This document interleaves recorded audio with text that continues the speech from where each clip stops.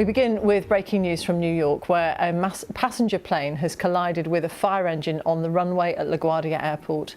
These are live pictures from the scene. The pilot and co-pilot of the Air Canada Express plane are both reported to have died, and dozens more people have been injured. The flight from Montreal, which had 72 passengers on board, had just landed and was slowing down when it hit the fire truck as it crossed the runway to respond to another incident.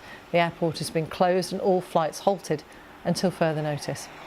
Jeffrey Thomas is an aviation analyst. He told us what his observations were about what we've been seeing and hearing. Look, it appears as though the flight, which was from Montreal on a CRJ 900, which carries about 76 passengers and crew on top, it landed, and as it was rolling off the runway onto the taxiway, it has collided with a fire truck, which was responding to another incident at LaGuardia Airport. Now, whether that's a breakdown from air traffic control, whether it was the pilot breakdown or whether it was the fire truck not understanding what was going on, we don't know, obviously, but the two have collided clearly from the vision we're seeing. Tragically, 2 people have lost their lives, and we understand there's multiple injuries to the passengers, and also to the some of the fire truck folks.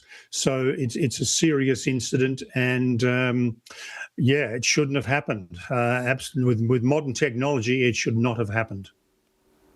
Jeffrey, just to confirm what you said about the 2 fatalities, the Reuters news agency are now confirming that, sadly, to be the case.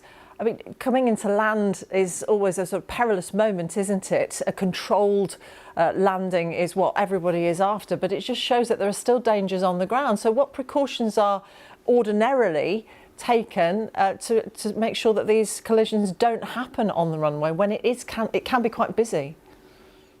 Well, all the aircraft have transponders, which is giving out their signal, which is what you track on Flight Radar 24. Everybody can track it. Also, the ground vehicles at most airports also have transponders on them, so air traffic control can see where the vehicles are on the runways or the taxiways. So there should be a complete control. Now, whether instructions are misunderstood, whether the system was working or not working, there's a multitude of questions there about why this happened. But certainly the technology is in place at modern airports, and airports, throughout Europe, the United Kingdom, the United States, Australia. All these airports have the very latest in the technology to track aircraft and ground equipment to make sure that they don't collide.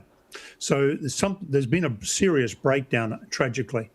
And of course, the ramifications are that the airport is now closed until further notice, which can hold up flights all over the world. So it's so interconnected is everything. What will the focus then be of the investigation that necessarily will come from this incident? Well, the investigation will focus on the instructions given to the flight crew on their landing. Were they told to pull up and exit from an earlier taxiway, and they didn't, and they continued to roll through to the next one?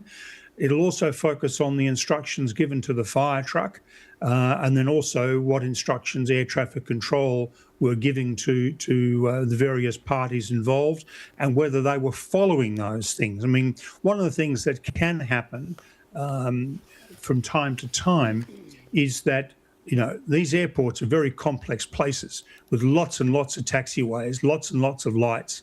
Was there a misunderstanding about what taxiway to exit at? These are the sorts of things they'll be looking at to try and ascertain where it all went wrong. Aviation analyst Jeffrey Thomas.